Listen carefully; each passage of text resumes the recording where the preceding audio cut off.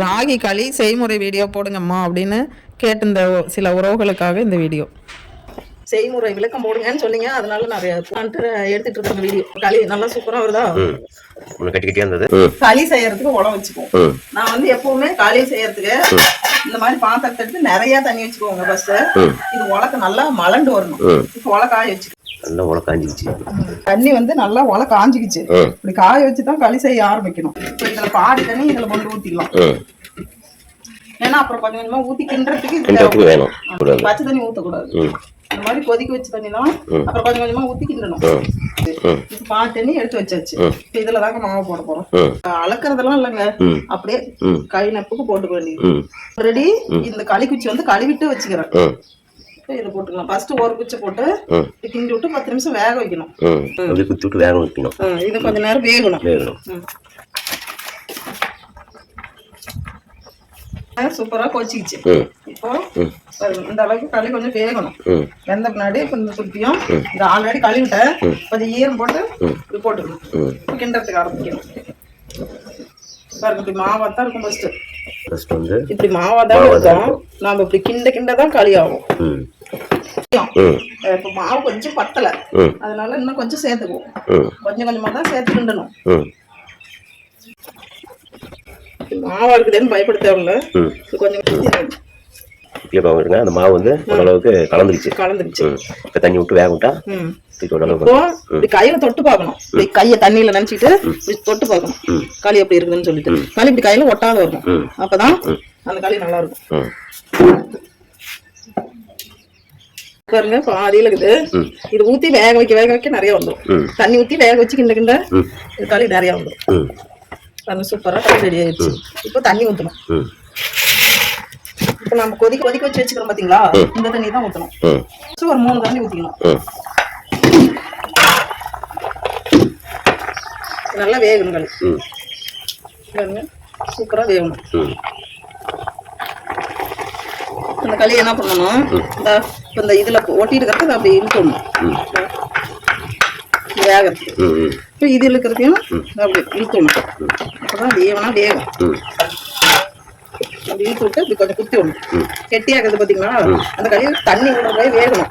அதுக்காக ஒரு துடுப்பு எடுத்து இப்படி குத்தி விட்டு 10 நிமிஷம் விடணும் வேகறதுக்கு.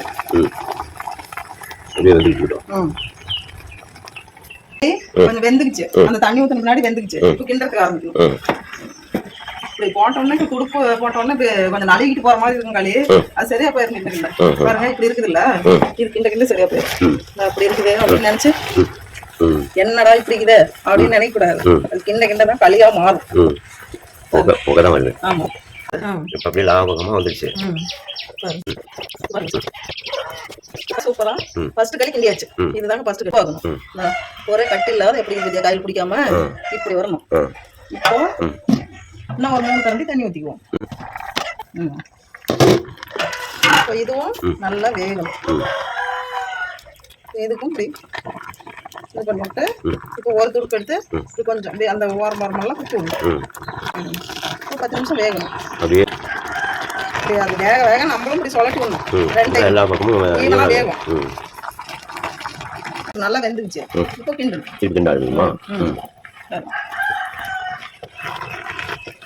பாக்குறதுக்கு இப்படிதாங்க இருக்கும் மறுபடியும். ஆனா இது கிண்டதான் சரியாகும்.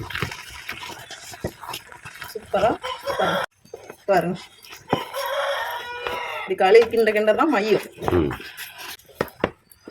எப்படி வருது பாத்தீங்களா களி? இதுதான் இன்னும் ஒரு டைம் தண்ணி ஊற்றணும். 2 டைம் ஊற்றி கிண்டியாச்சு. இப்போ இந்த டைமும் தொட்டு பார்க்கணும், ஏதாவது சின்ன சின்ன கட்டிங் இருக்குதா என்ன இதுன்னு. கட்டி இல்லை, அது சூப்பராக வந்துருச்சு. இன்னொரு டைம் தண்ணி ஊற்றணும்.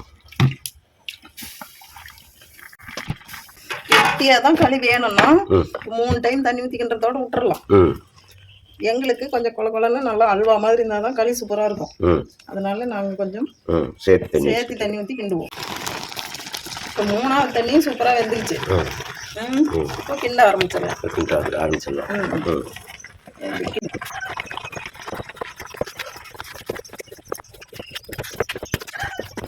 பாருங்க, சூப்பராக களி வந்துருச்சா?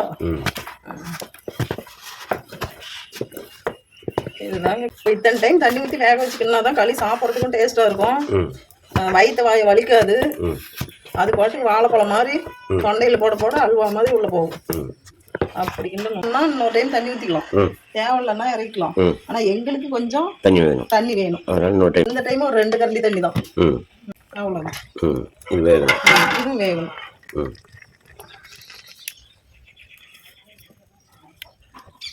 வேக விட்டு செஞ்சு அப்புறம் அந்த கறி செம்ம டேஸ்ட்டாக இருக்கும். ஆமாம்.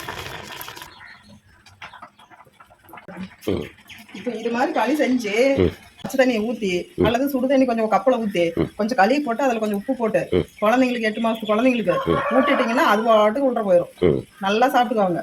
உடம்பு ஆரோக்கியமா ஹெல்த்தியா, பிள்ளைங்க சீக்கிரம் நடக்குங்க. ஆமா ஆமா வேர்க்கும், வெயில இருக்குது இல்ல, அதனால கொஞ்சம் வேர்வை. அதுக்குன்னு ரொம்ப கஷ்டப்படுறாங்க அப்படின்லாம் இல்ல இருக்குது, அதனால வேர்க்குது. இப்ப 4வது டைம் வெந்துருச்சு களி. இப்ப கிண்டறதுக்கு ஆரம்பிச்சாங்க. இப்படி இருக்கும் களி. இப்ப இது மைய கிண்டணும்.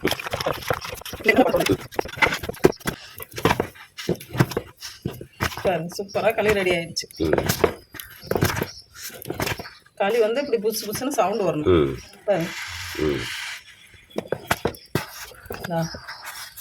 அப்படி சவுண்ட் வரும்.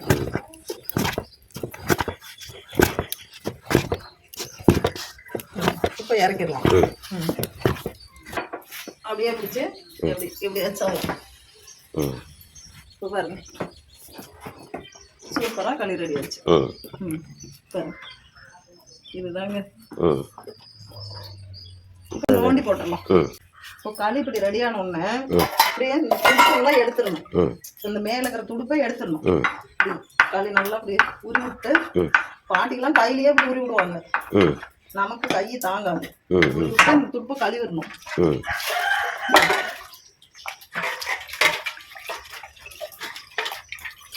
களியை சுத்தி இது பண்ணி விட்டு இப்படி ஒரு துடுப்புலதான் அப்படி வைக்கணும். அப்படி இழுத்து விட்டோம்னா களி பாருங்க சூப்பரா வரும்.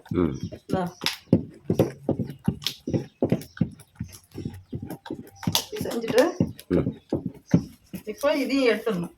இந்த துடுப்பையும் எடுத்துடணும்.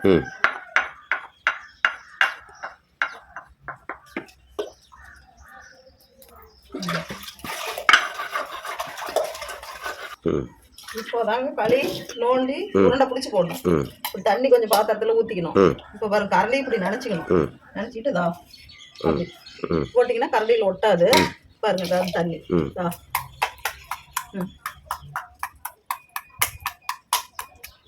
இப்படி பிடிக்கணும். இதுல வந்து ஒட்டாது பாத்திரத்துல. இதுதாங்க உருண்டை பிடிக்கிறது.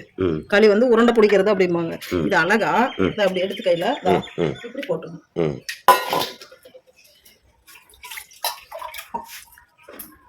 அழகா எடுத்து இப்படிதான் உருண்டை பிடிக்கணும். இது வந்து பாத்திரத்துல ஒட்டக்கூடாது களி, அப்பதான் அது நல்ல களி. நம்ம கையில இப்படி பிடிச்சி சூடா தான் இருக்குது, இதனால இப்படி போட்டோம்னா சூப்பரா இருக்கும். ஓகே. இப்போ எல்லாத்தையும் அதே போல உருண்டை பண்ணி அதில் போட்டுக்கலாம் ஹாட் பாக்ஸ்ல. இப்போ பாருங்க சுத்தமா களி வந்து நோண்டிய போட்டாச்சு, உருண்டை தட்டி போட்டாச்சு. சூப்பரான களி. இது அப்படியே சாப்பிட்டு விட்டு எடுத்தா சூப்பரா வந்துரும் களி. Okay okay. இப்போ எல்லாம் ரெடி பண்ணி வச்சிடலாம். இப்போ எல்லாம் ரெடி பண்ணியாச்சு. களி ரெடி ஆயிடுச்சு. இத வந்து இப்படியே ஊற வச்சிட்டோமா, நாளைக்கு கழுவணும். கழுவுறது தான் பெரிய வேலை.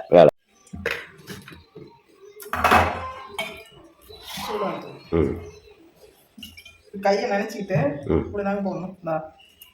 அப்படிதான் எடுக்கணும் களி. இந்த தட்டு ரெடி வச்சு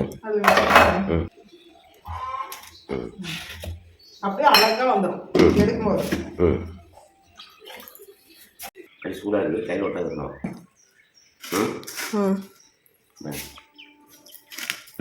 பாருங்க களி இப்படி கையில் ஒட்டாத வரணும்.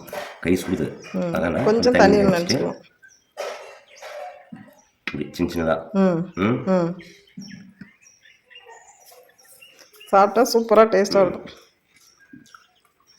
முளைச்சி கச்சிட்டு அப்படி போட்டு அப்படியே முளைக்கலாம். இப்போ முருங்கைக்கீரைக்கும் கலந்து வச்சுட்டீங்கன்னா அவ்வளோ சூப்பராக இருக்குது. வாங்க ஒருவர்களே சாப்பிடலாம். அதானே டேஸ்ட்டை பார்த்துட்டு நான் கூப்பிடவே இல்லை. செம்மையாக இருக்குது, வாங்க சாப்பிடுவோம். ஓகேங்க, அடுத்த இன்னொரு வீடியோவில் சந்திப்போம். எல்லாத்துக்கும் ஒரு பாய் சொல்லுங்கள்.